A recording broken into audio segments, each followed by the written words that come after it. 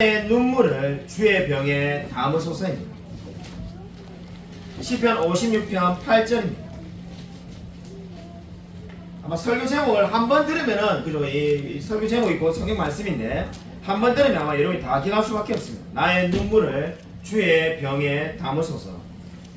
시편 56편 8절 말씀이 되겠습니다. 구약성경 842면에 있습니다. 지난해 송구행신예배 설교 제목, 설교가 뭔지 기억나십니까? 내 입을 크게 열라 내가 채우리라. 그게 지금 내년도 우리 교회 표어인데, 그렇다고 해서 2025년도 표어가 그죠? 나의 눈물을 주의 병에 담으소서 이렇게 되지는 않습니다. 그래서 여러분이 그런 생각 안 하셔도 됩니다. 다 찾으셨습니까? 구약성경 842쪽입니다. 시편 56편 8절 한 절 말씀 짧기 때문에 두 번 읽겠습니다. 구약성경 842면 시편 56편 8절 말씀이 되겠습니다. 같이 한 목소리 한번 읽겠습니다. 네, 시작. 나의 유리함을 주께서 계수하셨사오니 나의 눈물을 주의 병에 담으소서. 이것이 주의 책에 기록되지 아니하였나이까. 다시 한번 더 읽겠습니다. 시작. 나의 유리함을 주께서 계수하셨사오니 나의 눈물을 주의 병에 담으소서. 이것이 주의 책에 기록되지 아니하였나이까. 아멘. 사람들은 누구나 좋은 날을 기념하며 살아갑니다. 부부들은 결혼 기념일을 기념하고, 그리고 또 다른 사람들은 칠순, 팔순 이런 잔치들을 기념하며 살아갑니다. 우리 오늘 학생들이 많이 나왔는데 학생들은 아마 뭐 만난 지 100일 되었다 이래가지고 아마 서로가 좋은 날이라고 또 기념하며 살아갑니다. 그런데 여러분, 안 좋은 날을 기념하며 살아가는 사람을 본 적이 있습니까? 여러분이 정말 안 좋은 날들을 여러분이 기억해가지고 그 날을 계속 생각하는 사람은 아마 아무도 없을 겁니다. 만약에 제가 오늘 여러분에게 제가 2023년도에 예를 들어서 17번 안 좋은 일이 있었다 이렇게 말하면은 아마 우리 성도님들이 큰 근심에 빠질 겁니다. 우리 목사님 상태가 정상이 아니근데 정신병원에 가야 되는가 아마 이렇게 말하는지도 모릅니다. 그와 마찬가지로 아마 많은 사람들이, 거의 대부분의 사람들이, 사실상 전부라고 말할 수 있는 분들이 좋은 날은 기념해도 안 좋은 날은 그저 잊고 살려고 노력합니다. 놀랍게 오늘 우리가 읽은 이 성경 말씀의 배경은 눈물병을 가지고 슬퍼하는 친구를 찾아가는 고대 풍습에서 비롯되었습니다. 고대에는 풍습이 있었는데 자신의 친구가 슬픔에 빠지면은 그 가장 절친한 친구들은 눈물병을 가지고 찾아가서 그 눈물을 담아주었다고 합니다. 그럼 어떻게 되겠습니까? 그 눈물에 어떠한 일 때문에 슬퍼했다라고 거기에다가 기록을 남깁니다. 그래서 나중에 이제 그 기록을 보면서 그 일을 다시금 되새기며 살라는 의미가 되겠습니다. 자, 말씀을 준비하면서 한번 상상을 해봤습니다. 우리가 시대에 만약에 우리가 그런 풍습이 있으면 어떻게 되겠습니까? 집에 가면 눈물병이 쫙 있을 것 같습니다. 실현 당한 날, 그리고 그죠, 또 실직한 날, 시험을 망친 날, 주식이 하락했던 날, 뭐 이런 날들이 쫙 이렇게 있어가지고, 그죠, 집에 우리가 신방을 가면은 병이 얼마나 많은지 그 병을 구경하는 거다가 아마 시간 다 보낼 것 같습니다. 근데 오늘 바로 그러한 배경을 가지고 오늘 이 말씀을 여러분 주목해 보시기 바랍니다. 시편 56편은 다윗의 믹담시 인도자를 따라 요낫 엘렘 로김에 맞춘 노래라고 이렇게 되어 있습니다. 다윗이 가드에서 블레셋인들에게 잡힌 때라는 다소 긴 제목을 가지고 있습니다. 믹담이라는 말을 최근에 제가 시편 설교할 때 말씀을 드렸는데 입술을 다문다는 단어에서 비롯되어서 침묵의 기도가 되겠습니다. 그러니까 지금 왜 침묵을 하는지는 우리가 지금 방금 우리 설교 말씀 읽어봐서 우리가 충분히 이해할 수 있지 않겠습니까? 나의 눈물을 주의 병에 담으라고 말하는데 울고 있는 사람이 그죠? 침묵하며 기도할 수밖에 없지 않겠습니까? 어느 누가 울면서 찬양을 막 할 수 있는 사람이 없지 않습니다. 그렇기 때문에 지금 오늘 이 시는 믹담시, 바로 침묵의 기도를 말하고 있습니다. 요낫 엘렘 로김이라는 말이 지금 56편 표제에 나오는데 이 말의 의미는 멀리 떨어져 있는 떡갈나무 위에 비둘기를 뜻하고 있습니다. 멀리 떨어져 있는 떡갈나무 위의 비둘기, 여러분 어떤 느낌이 자아납니까? 비둘기 한 마리가 홀로 외롭게 앉아있다는 생각이 들지 않습니다. 그래서 마치 지금 이 시는 다윗이 자신을 아는 사람들과 멀리 떨어져 있어 외로워하는 모습이 마치 어떻다는 겁니까? 떡갈나무 위에 비둘기처럼 그러하다라고 그렇게 지금 고백을 하고 있습니다. 다윗이 자신의 마음을 지금 여기에 담아서 표현을 하고 있습니다. 그뿐만 아니라 이 표제 제목을 보면은 다윗이 가드에서 블레셋인들에게 잡힌 때라 이렇게 되어 있습니다. 이 시에 기록된 역사가 사무엘상 21장 10절부터 15절에 나오는데 다윗이 어떠한 때였습니까? 다윗이 원래 기름을 부은 이 이스라엘의 왕이 되었는데 블레셋과의 전쟁에서 골리앗을 물리치고 그리고 사울의 사해가 되기도 하였습니다. 근데 문제가 뭐였습니까? 계속해서 이 다윗은 이 지금 사울 왕이 죽이려는 그 계획 때문에 그 계획을 알고는 도망을 갔습니다. 도망을 간 곳이 어디냐면은 바로 오늘 이 시편의 배경인 가드 왕 아기스에게 망명을 하였습니다. 가드 왕 아기스에게 망명해서 이 다윗의 삶이 어땠는지 사무엘상 21장에는 전혀 나타나 있지 않습니다. 근데 오늘 시편 56편을 보면은 그 당시에 다윗의 마음이 어땠는지를 지금 잘 보여주고 있습니다. 먼저 1절과 2절을 보시면은 하나님이여 나를 긍휼히 여기소서 사람이 나를 삼키려고 종일 치며 압지 않아이다. 나의 원수가 종일 나를 삼키려 하며 나를 교만히 치는 자가 많사오니 이렇게 말합니다. 지금 다윗이 망명을 갔지만 그곳에도 어떻다는 겁니까? 자기를 죽이려는 자들이 있다는 겁니다. 가나안에 있을 때는 사울왕이 죽이려고 해서 요나단의 도움을 통해서 가드왕에게 지금 도망을 갔는데 가보니까는 거기도 자기를 죽이려는 사람들이 가득 차 있다는 거죠. 얼마나 여러분 고통스럽겠습니까? 5절을 보면은 다윗이 얼마나 괴롭냐면은 종일 내 말을 곡해한다라고 말을 하고 있습니다. NIV 영어 성경을 보면은 이 말을 내 말을 뒤틀었다라고 그렇게 잘 번역하고 있습니다. 한마디로 말해서 다윗이 무슨 말을 하든지 간에 지금 다윗 주위에 있는 사람들은 그 말을 뒤틀어서 해석한다는 거죠. 얼마나 다윗을 미워하면은 다윗이 아무리 좋은 말을 한들 어떤 말을 한들 그 말을 고지고대로 받아들이지 않고 있다는 겁니다. 왜 그렇게 하고 있습니까? 다윗을 해하기 위해서 지금 다윗 주변에 있는 적들은 지금 호시탐탐 기회를 노리고 있습니다. 한마디로 다윗은 지금 목숨이 위태로운 상황 가운데 있습니다. 어떻게 해야 할까요? 3절을 보면은 다윗이 이렇게 말합니다. 내가 두려워하는 날에는 내가 주를 의지하리이다. 내가 두려워하는 날에 한마디로 두려움이 가득 마음에 속에 차 있는 그 날에는 주님을 의지하겠다고 다윗이 결심을 하고 있습니다. 여러분 다윗은 지금 사울에 쫓기고 있고 이방 땅에서 자신을 해하려는 사람들에게 둘러싸여 있습니다.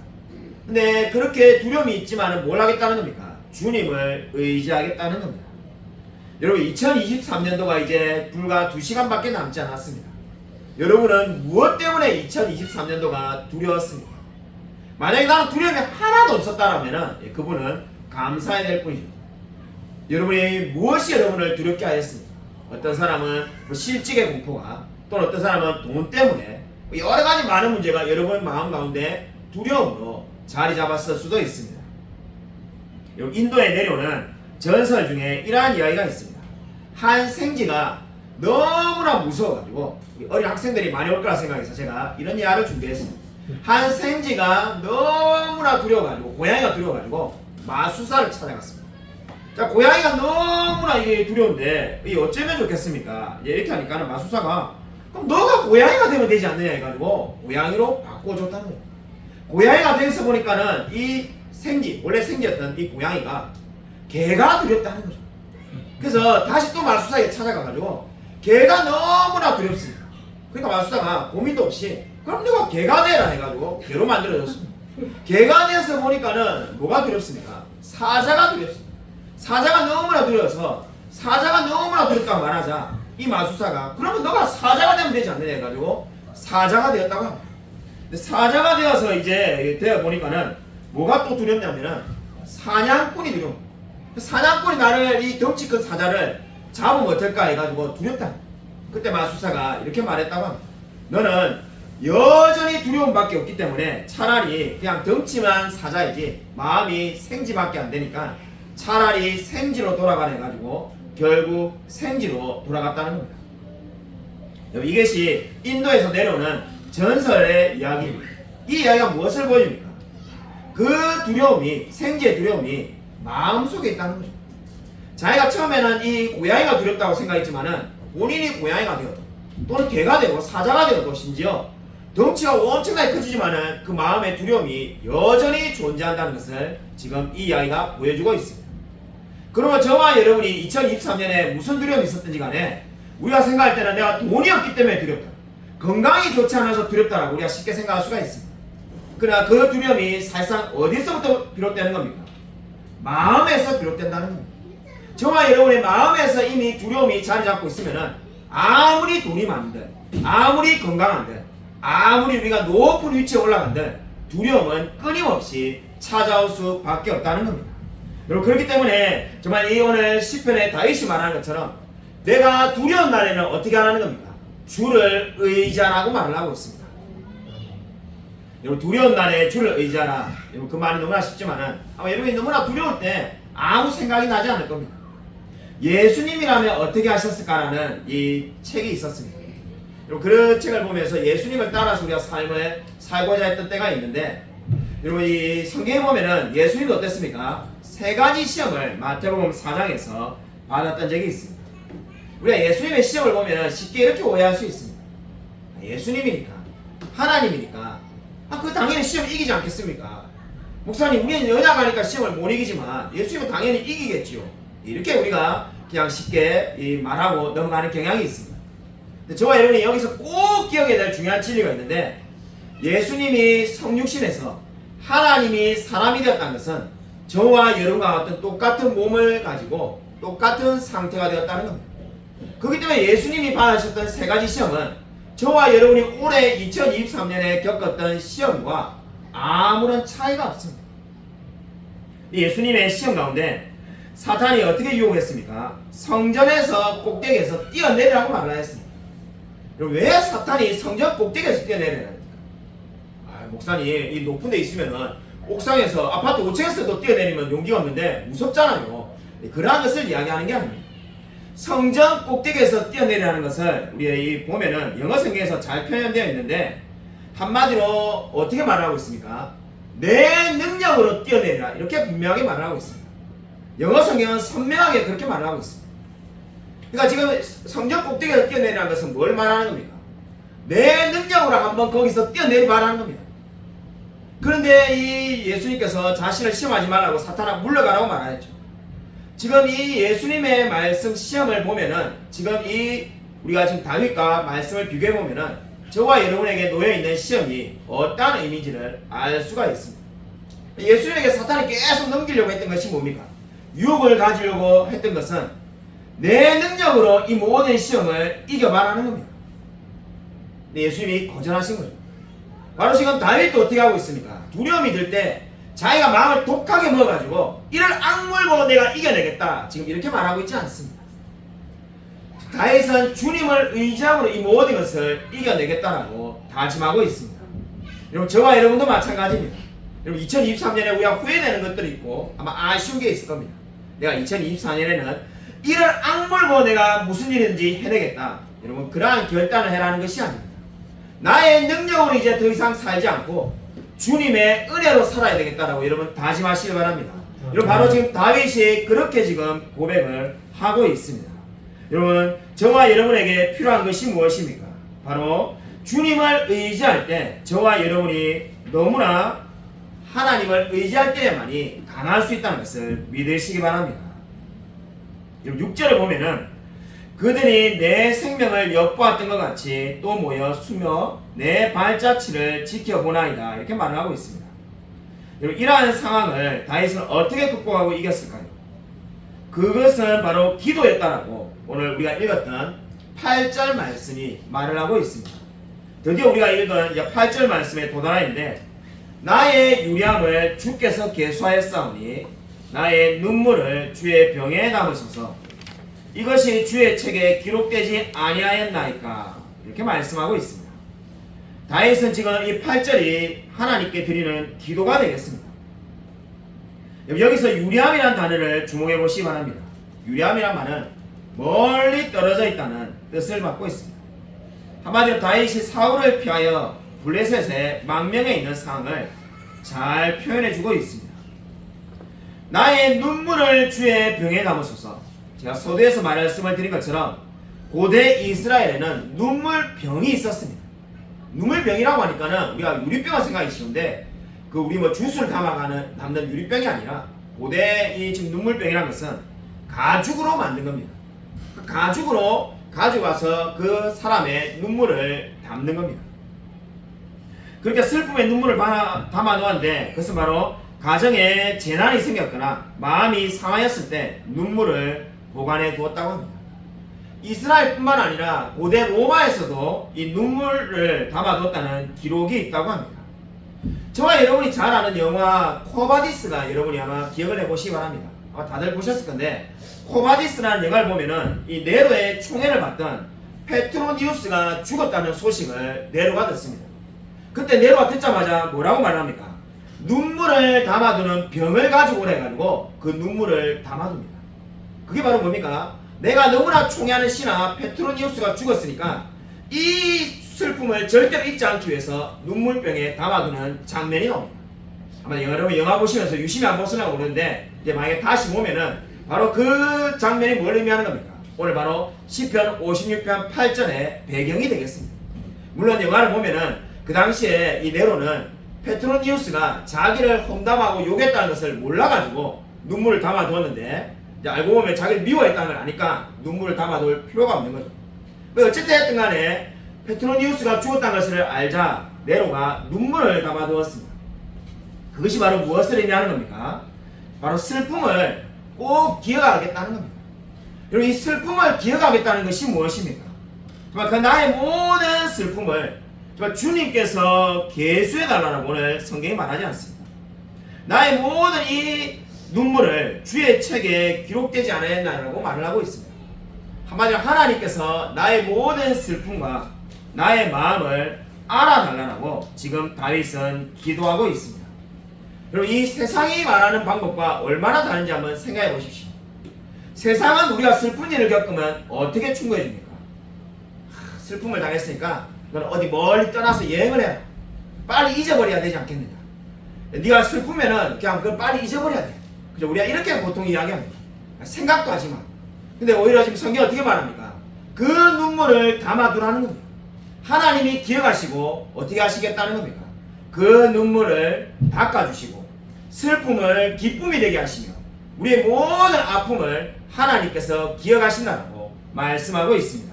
여러분 가운데 정말 2023년에 눈물 흘린 분이 있습니까? 그 눈물을 하나님께서 반드시 기억하고 계신 줄로 믿으시기 바랍니다. 그리고 하나님께서 반드시 응답하여 주실 줄로 믿고 기도하시길 바랍니다. 자, 이 줌으로 이하평 목사님 교회 한 달에 한 번씩 설교하면서 알게 된 내용입니다. 이하평 목사님 교회 한 여자 성도님의 이야기인데 여자 성도님이 한 분이 가난한데 은행에서 돈을 빌려가지고 요가학원을 몇 년 전에 만드셨다고 합니다. 중국에 요가학원이 수년 전에 유행을 해가지고 이분이 요가학원을 차렸는데 방법을 어떻게 했냐면은 등록하는 분들에게 1년 등록금 1년 뭡니까 한 달 그러니까 1년치 원비를 선납으로 받았다고 합니다. 그러니까 뭐 이게 등록하는 분이 50명이 되든 100명이 되든 1년치 돈을 받으니까 돈이 한꺼번에 많은 돈이 들어오지 않겠습니까? 현금이. 근데 이분이 그걸 가지고는 또 다른 요가학원을 만든 겁니다. 거기서 또 1년치 성금을 받는 거죠. 이런 식으로 이제 학원을 짓기 시작해가지고 학원이 한때 많을 때 거의 30개 가까이 요가학원을 만들게 됐다고 합니다. 막 승승장구해가지고 돈을 막 계속 버니까는 나중에 돈을 너무나 잘 벌어가지고 돈을 잘 벌지 못하는 남편은 그냥 집에서 아이 보고 자기 그 어머니 아버지 좀 돌보고 그런 일이나 해라고 이제 시키고 본인은 막 사업을 30개씩 중국 신천에 요가학원 30개를 거느리는 체인점 사장이 되었습니다. 사장이 돼서 보니까는 남편이 너무나 한심하게 보입니다. 이 이하평 목사님 교회 그 성도님입니다. 남편도 그렇고 이 여자분도. 그래서 근데 남편이 너무나 하찮게 보여가지고 남편에게 이혼해달라고 요구한 거예요. 근데 남편이 절대 이혼할 수 없다. 그죠? 약병 목사님한테 잘 배워가지고 부부가 이혼해서는 안 된다 해갖고 절대 이혼을 안 해준다니까는 이 여자가 그때부터 남편을 때리기 시작했다고 합니다. 니까 싶게 뭔데 이혼을 안 해주냐면서. 그래서 아예 서류를 다 적어가지고 여기에 도장을 찍으라고 남편을 사정없이 때리기 시작했다고 합니다. 근데 놀라운 것은 남편이 맞으면서도 절대로 이혼을 해주지 않았다고 합니다. 대단한 사람이죠. 저 이야기 들으면서 깜짝 놀랐는데 저는 우리 아내한테 맞으면 어떻게 될까 생각하니까는 목사를 안 하면 안 했지 막 이혼할 것 같은데 이게 그분은 맞으면서도 절대로 이혼을 안 했다고 합니다. 정말 대단한 사람인데 근데 이제 상처가 되니까는 교회를 안 나오기 시작했다. 그래서 이제 이하평 목사님이 알게 된 거예요. 남편이 교회를 안 나오기 시작하니까 왜 안 나오냐니까는 이혼해달라고 사업을 하면서 사장이 돼 보니까 만나는 남자들이 많을 거 아닙니까? 보니까 자기 남편이 너무 하찮은 거예요. 그래서 이 하찮은 이 남편하고 못 살겠다 하고 막 계속 때리기 시작하는데 그때 어떤 일이 벌어지냐면은 이 부도가 나옵니다. 이 요가본 부도가 얼마나 심각한 사건이었으면은 중국의 방송에 TV에 나왔다고 합니다. 그 TV를 본 수많은 그 요강을 등록한 30개 넘는 그 많은 사람들이 학원에 있는 사람들이 이제 다 찾아가지고는 돈을 환불해 가는 거예요. 그 환불을 1년치를 받아가지고 그 돈 가지고 다 이렇게 계속 학원을 친다고 자기 수중에 사실상 돈이 그리 없지 않습니까? 그 많은 돈을 환불해 줄 수가 없으니까 결국 부도가 나는 거예요. 그래서 사람들이 막 빚쟁이 이 사람을 막 잡으러 다니니까 도망가가지고 친구 집에 숨어서 한 달 동안 막 쫓겨다니는 거예요. 그래서 교회도 못 나오고 밖에도 못 나오고 그렇게 살다가 어떤 날 이제 저 사람들한테 길에서 잡혀가지고 멱살 잡히고 두들겨 맞기도 하고 그렇게 하다 보니까는 이분이 이제 회개하게 된 거예요. 그때 이 회개하면서 자기가 주님 앞에 죄를 지었다면서 회개하고 이 남편한테 이제 무릎을 꿇고는 자기를 용서하고 자기가 맞아 보니까는 이제 이 자기가 남편한테 했던 행동이 얼마나 잘못된 행동인지 알게 됐다. 그래서 이제 완전히 파산해가지고 지금 돈이 하나도 없지만은 그래서 이제 신앙생활도 지금 잘하고 계시고 이 부부도 이혼하지 않고 잘 지내고 계신다고 합니다. 제가 참 그 이야기를 들으면서 많은 생각을 하게 되었습니다. 정말로 이 돈을 그렇게 많이 벌고 정말로 그렇게 많이 잘 나갈 때는 그죠 이분이 뭐 신앙생활도 엉망을 하고 이혼하려고 했는데 오히려 어려움이 오고 늘 눈물에 쪄들려서 지금 사니까는 어떻다는 겁니까? 믿음이 너무나 좋아졌다는 겁니다. 새벽에 새벽기도도 나오고 늘 기도하는 사람이 되었다는 거죠. 우리가 정말로 눈물을 흘릴 때가 있는데 눈물이 무조건 다 나쁜 것이 아닙니다. 사람은 울며 기도할 때 변화되는 겁니다. 오늘 지금 이 다윗이 어떻게 말을 하고 있습니까? 나의 눈물을 주의 병에 담으소서라고 간절하게 기도하고 있습니다. 여러분 9절 말씀 우리 같이 한번 함께 읽겠습니다. 여러분 9절 말씀 한번 같이 한번 읽겠습니다. 네, 시작. 내가 아뢰는 날에 내 원수들이 물러가니 이것으로 하나님이 내 편이심을 내가 알아이다. 내가 아뢰는 날에 내 원수들이 물러가니 이것으로 하나님이 내 편이심을 내가 아나이다. 이렇게 말을 하고 있습니다. 이 기도의 의미가 뭡니까? 내가 기도하는 날에 원수들이 물러갈 거라는 겁니다. 이것을 통해서 하나님이 나를 도우신다는 것을 알게 될 것이라는 것을 의미하고 있습니다. 여러분 이 포사이스라는 분이 그런 말을 하는데 기도는 한마디로 말해서 다정한 의조로 하나님과 대하며 산책하듯이 해서는 안 된다는 겁니다. 그냥 간단하게 말하면 기도는 영적인 투쟁인데 죽기 아니면 살기로 해야 된다는 거죠. 들어보면은 그것이 바로 지금 오늘 다윗의 상황에 너무나 적합합니다. 다윗이 정말로 침묵 기도지만은 그냥 이렇게 점잖게 기도했겠습니까? 지금 자기가 죽을 위기 가운데 있는데 사울왕이 쫓아오고 주의 수많은 적들이 자기를 괴롭히는데 얼마나 간절하게 기도했겠습니까? 여러분 기도는 정말로 간절하게 기도해야 되는 겁니다. 여러분 2023년에 정말로 많이 후회되는 순간들이 너무나 많다면은 2024년도에는 더 많이 기도하시기 바랍니다. 여러분 기도를 죽기 살기로 하라고 저도 말했지만은 사실 실천하기가 너무나 어렵습니다. 여름에 우리 양봉구 목사님께서 오셔가지고 말씀을 주셔서 기도를 강조해가지고 감사하게도 우리 교회 이 기도에 릴레이 기도가 돼가지고 이 새벽 기도에 여러 많은 성도님들이 릴레이로 계속 이렇게 많이 나오셨습니다. 근데 지난주에 우리 새벽 기도에 아무도 안 나오셨습니다. 저 혼자 나와가지고 제가 혼자 계속 지켰는데 제가 혼자서 기도하면서 무슨 생각이 들었냐면은 우리 양봉구 목사님의 설교에 약발이 다 떨어졌구나. 다시 한번 모셔야 되겠구나. 내년에 빨리 다시 한번 모셔가지고 이제 좀 더 세게 말씀해달라고 그렇게 부탁을 해야 되겠구나. 이런 생각을 제가 혼자 해봤습니다.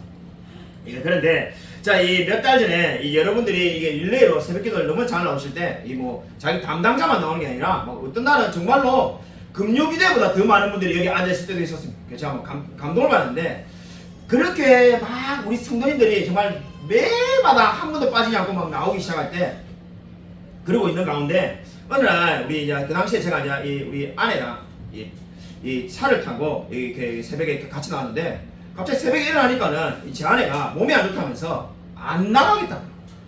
안 나갈 거면은 새벽기도 안 갈 거면은 그 전날에 좀 미리 말해주든지 그날 일어났는데 생각을 보니까 저는 운전도 못하는데 이거 새벽기도까지 도착 못할 것 같아요. 제가 그 당시에 지금도 뭐 제가 뚱뚱합니다만은 그 당시에 그저 훨씬 뚱뚱했는데 그때 새벽에 이 집에서 여기까지 불이 나게 뛰어가지고 얼마나 열심히 뛰었는 겁니다. 그리고 새벽에 늦으면 안 되겠다 해가지고 뛰어가지고 숨이 가빠가지고 그때 정말 우리 나오신 성도님이 만약 안 나왔으면 상처받았을 것 같은데 열심히 뛰어나가지고 예배를 드렸습니다. 지각하지 않고. 그때 정말로 죽어도 교회에서 죽는다는 마음으로 정말 막 죽게 살고 뛰어왔는데 근데 얼마나 뛰는 게 힘들는지 뛰다가 힘들면은 잠깐 빨리 걷다가 막 그래 하여튼 째려가야 예배 시간이 늦지 않게 도착했습니다. 제가 근데 그때 그날 이제 그런 생각이 들더라고요. 이렇게 힘들게 뛸 게 아니라 새벽에 좀 일찍 일어나면 되지 않느냐. 일찍 일어나가지고 우리 아내가 새벽 기도를 오든지 안 오든지 상관없이 내가 걸어서 와야 되겠다라고 결심을 해가지고 그날부터 지금까지 제가 계속해서 새벽에 일찍 일어나가지고 혼자 걸어옵니다.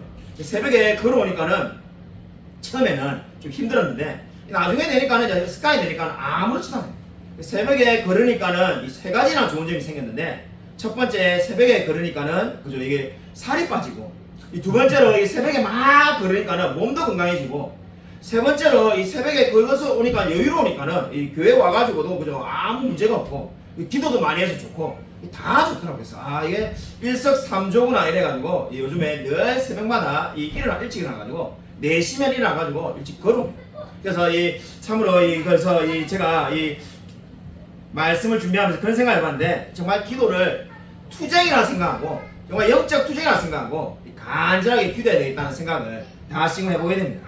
그럼 아마 지난주에 이제 2023년 다 끝난 거니까 2024년도에는 더 많이 기도하는 저와 여러분이 되기를 주님의 이름으로 축원드립니다. 여러분 간절하게 기도하시기 바랍니다. 여러분 오늘 2023년도가 이제 불과 2시간 정도밖에 남지 않았습니다. 여러분 어떠한 일을 여러분 가장 잊고 싶습니까? 여러분 창세기 한번 41장 51절을 한번 찾아보도록 하겠습니다. 여러분 프린트물을 보면은 다 나와 있습니다. 창세기 41장 51절 프린트물에 안 나와 있나요? 우리 프린트물에 나와 있으니까 같이 한 목소리 한번 읽겠습니다. 네, 시작. 요셉이 그의 장남의 이름을 므낫세라 하였으니 하나님이 내게 내 모든 고난과 내 아버지의 온 집 일을 잊어버리게 하셨다 하며. 네, 여러분 우리가 잘 알다시피 요셉의 인생은 악몽 같은 일이 늘 반복되는 사람이었습니다. 여러분 요셉의 인생이 얼마나 악몽이었습니까? 왜냐하면 형들이 요셉을 애국에 팔아넘겼고 그 다음에 8년간 종살이를 했고 5년간 감옥에 있었습니다. 여러분 아마 요셉의 인생을 정말 드라마로 만든다면 정말 이보다 더 큰 드라마가 없습니다. 형제들이 다 세상 요셉이 죽으라고 남의 나라에 팔아버리지 않나. 8년간 종살이를 하고 5년간 감옥에 있고 얼마나 정말 괴로움이 많았겠습니까? 그에게 드디어 첫 번째 아들 므낫세가 태어났습니다. 여러분 므낫세 이름의 뜻이 무엇일까요? 잊어버림이 므낫세 이름의 뜻입니다. 잊어버림. 여러분 어떤 생각이 딱 먼저 듭니까? 자 예전에 제일 처음에 이 므낫세 이름이 잊어버림이라는 것을 할 때 저는 그렇게 생각했습니다. 과거에 방금 제가 말했던 거 형제들이 자기를 미워해가지고 자기를 애국에 버린 거 그리고 8년간 종살이한 거 5년간 감옥생활한 거 그거 잊고 싶었구나. 얼마나 잊고 싶었으면 아들 이름을 잊어버림이라는 므낫세로 지었을까 그렇게 생각했습니다. 원의 의미가 그 의미가 아닙니다. 므낫세가 잊어버림이라는 뜻의 의미는 무엇입니까? 하나님이 이 모든 일을 잊게 해주셨다는 의미가 되겠습니다. 정말 자신이 애굽에 팔려갔고 8년간 종살이를 했고 5년간 감옥에 있었는데 그 그 모든 일들을 하나님이 있게 해주셨다는 고백이 되겠습니다. 그렇기 때문에 아들 이름을 므낫세로 지은 것은 너무나 놀라운 신앙의 고백입니다. 내가 너무나 인생에 힘들고 괴로운 일을 겪었지만 정말 다른 사람들은 없는 일들을 나는 너무나 많이 겪었다라고 요셉이 생각할 수밖에 없지만은 그 모든 일들을 하나님께서 있게 해주셨다라고 감사하는 것이 바로 아들 므낫세 이름의 의미가 되겠습니다. 여러분 너무나 놀랍지 않습니까? 너무나 놀라운 신앙의 고백이지 않습니까? 2023년도가 이제 끝나가고 있습니다. 저와 여러분에게 필요한 것이 무엇이겠습니까? 하나님께서 나에게 2023년도 동안 일어났던 그 모든 괴로운 일들을 다 잊게 해주셨다고 고백하는 것이 저와 여러분에게 가장 필요한 일이 되겠습니다. 여러분 정말로 우리가 이게 많은 힘든 일이 여러분 가운데 있었을 겁니다. 어떤 사람은 직장에서 힘든 일이 있었고 어떤 분들은 심지어 가정에서도 힘든 일이 있을 수 있고 뭐 아니면 부모 자식 간에 많은 힘든 일이 있을 수 있습니다. 그러나 중요한 것이 무엇입니까? 정말 우리가 정말 오늘 이 요셉처럼 고백할 수 있다면 나의 모든 힘든 일들을 하나님께서 잊게 해주셨다고 고백할 수 있다면 그 사람이야말로 이미 복받은 분인 줄로 믿으시기 바랍니다. 여러분 과거의 많은 상처 가운데 여러분 벗어나시길 바랍니다. 여러분 우울증 걸린 분들을 제가 너무나 많이 만났습니다. 목회를 하면서 정말 우울증 걸린 분들을 정말 몇 명을 만났는지 헤아릴 수도 없습니다. 그 모든 분들의 공통된 특징이 여러분 무엇인지 여러분도 잘 아실 겁니다. 다 과거의 아픈 일을 끊임없이 이야기하고 또 이야기합니다. 얼마나 그것을 반복적으로 이야기하는지 모릅니다. 이제 우리 교회에 안 다니시는데 우리 교회 초창기에 계셨던 분, 이 여자 집사님의 남편분이 그 당시 우울증에 걸려가지고 계셨는데 그분은 군대에서 자기를 때린 사람 그 이명이 이제 왔는데 이명이 왔고 우울증이 왔는데 이명 때문에 가만히 생각하니까 이게 왜 내가 우울증이 왔을까? 이명이 있지. 근데 이명은 왜 있을까? 군대에서 기를 맞았는데 그때 고막이 터져가지고 그때부터 기가 안 좋았어. 그러니까 이 모든 나의 인생에 지금 어려운 이야기가 바로 그 사람 군대에서 나를 때린 인간 그 사람 때문에 일어났다. 이렇게 막 이제 아내한테 원망하기 시작한 거예요. 그래서 뭐 그런가 때렸는데 계속 원망하더만은 그 사람을 반드시 찾아내서 반드시 죽이겠다 이런 말하더만은 그 사람을 찾아가지고 국민은행 어느 지점에서 일한다는 것을 다 찾아냈습니다. 이게 바로 뭡니까? 우울증의 특징입니다. 우울증은 계속해서 과거에 집착해서 벗어나지 못하는 거죠. 여러분 잊지 못해서 괴로운 인생이 얼마나 많은지 모릅니다. 내가 정말 잊어야 될 것을 잊지 못해가지고 계속 마음에 담아둬가지고 괴로워하는 사람들이 너무나 많습니다. 근데 오늘 요셉의 고백을 보십시오. 므낫세 바로 잊어버림. 하나님께서 내 모든 아픔들을 다 잊어버리게 하셨다고 말하고 있습니다. 여러분 왜 나의 눈물을 주의 병에 담아달라고 다윗이 기도합니까? 그 모든 일들을 하나님께서 잊게 달라고 기도하고 있는 겁니다. 여러분 마음을 아프게 했던 일들 올해 어떤 일이 있었습니까? 여러분 나의 마음이 너무나 아팠다라고 생각하는 분들이 있다면 나의 눈물을 주의 병에 담아달라고 기도하시기 바랍니다. 하나님께서 계수하셔서 그 하나님의 책에 기록하시고 나의 모든 눈물을 주님께서 다 닦아주셔서 잊게 해달라고 간절히 기도하시길 바랍니다. 여러분 분명히 하나님께서 기도에 응답하여 주실 줄로 믿으시기 바랍니다. 지난해 우리 교회에서 안식을 주셨을 때 일입니다. 솔직히 너무나 감사했는데 1년 전의 일인데 한 10년 전의 일같이 느껴집니다. 정말 그런 때가 있었나 싶을 정도로 오래된 일처럼 느껴지는데 안식월을 주셔가지고 우리가 뭘 할까 그 당시에 가족들이 이야기할 때 제가 가족들에게 막 우겨가지고 제가 버킷리스트가 하나 있는데 사실 버킷리스트가 거의 없습니다. 저는 뭐 크루즈를 타고 싶은 마음도 없고 세계 일주하고 싶은 것도 없고 정말 하고 싶은 게 너무 없어서 문제인데 남자치고 저처럼 차에 관심이 없는 사람도 없고 저처럼 타고 싶은 차도 없고 다 없는데 정말로 제가 아일랜드 살 때 하고 왔어야 되는데 안 하고 온 거 후회되는 거 버킷리스트 중 하나가 제가 정말로 기회가 주어지면은 정말 언젠가는 저 스페인에 산티아고 그 순례길을 한번 걸고 왔어야 되는데 이런 생각을 많이 해가지고 걷는 걸 좋아하는데 그래서 우리 안식월을 주셨을 때 우리 가족들에게 제가 그렇게 제안했어요. 저기 우리 그 강릉이나 동해에 가가지고 하루 종일 한번 이렇게 걷자 이렇게 말하니까 우리 가족들이 반응이 아예 대꾸를 안 하더라고요. 그래서 그걸 뭐야 그렇게 하는데 그러니까 강릉에 놀러 가면 강릉에 구경하는 게 아니고 예를 들면 이렇게 쭉쭉 정동진부터 이렇게 걷자 이래가지고 내가 막 우겼어요. 우기니까는 들으려고 안 하는 거예요. 제가 막 우겨가지고 정말 말 그대로 우겨가지고 드디어 이제 우리 온 가족 4명이 우리 아이들 학교를 그때 그 뭡니까 가상학습 기간 이거 뭐 신청해가지고 빼고 우리 또 다른 가족 우리 집에 그 강아지도 데리고 우리 5이서 이제 가가지고 정동진부터 묵호항까지 28km를 이렇게 하루 종일 걷기로 했습니다. 그래서 뭐 딴 거 없고 그냥 걷자 이래가지고 근데 무조건 걸을 게 아니다 싶어서 검색을 해보니까 해파랑길 45, 46번인가 이렇게 돼가지고 거기 딱 이렇게 걸으라고 이렇게 다 이게 뭡니까 표지판도 만들어놓고 지시 등이 있습니다.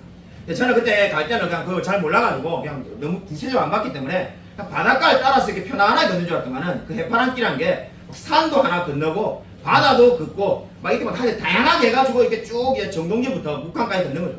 근데 그때 이제 걸을 때는 우리 시작할 때는 야, 우리 개는 그 우리 보리가 6km밖에 안 되는데 무슨 거의 뭐 소형견에 가까운 거니까 걸어봐야 얼마나 걷겠냐 한 3km 뭐 우리 집에서 교회까지 많이 데리고 왔으니까 한 3km나 아니면 한 번 더 가면 6km는 걸어도 27km는 어림없으니까 나중에는 서로 이렇게 안고 가자 이랬는데 우리 보리도 마지막에 잠깐 이렇게 우리가 안아줬고 27km 거의 다 완주했습니다. 예, 그래가지고 우리가 이제 이렇게 다 같이 이렇게 쭉 걷는데 걷다 보니까는 처음에는 이렇게 막 다 불평했지만은 걸으니까 너무나 좋더라고요. 우리 아내가 원래는 막 어깨가 아프다면서 어깨가 아픈데 어떻게 걷냐 했는데 놀라운 거는 하루 종일 걷다 보니까는 어깨 아픈 게 다 잊어버려가지고 나중에 어깨 아픈지도 모르고 자연 치유가 다 됐어요. 그래서 제가 그때 야, 이 걷는 게 너무나 좋구나 이래가지고 서로 이야기를 했던 기억이 납니다. 그래서 서로 막 이야기를 이렇게 하면서 우리가 한 번씩 그 예전에 그렇게 막 걸었던 걸 이야기하는데 우리 아내가 병원에 가가지고 이제 우리가 월차를 냈으니까 너 뭐하고 왔냐니까 우리가 정동진부터 묵광까지 27km를 걷다 왔다니까는 그 옆에 동료 간호사들이 그 당시에 2가지 학대를 했다라고 이야기했다고 합니다. 2가지 학대가 뭐냐니까는 첫 번째 아동학대, 아동에게 28km 하루에 걸어간 게 말이 되냐. 두 번째 동물학대, 동물에게 28km 걷게 한 게 말이 되냐면서 그렇게 말해서 웃었던 적이 있습니다. 여러분 2023년도 또 한 해가 저물어가고 있습니다.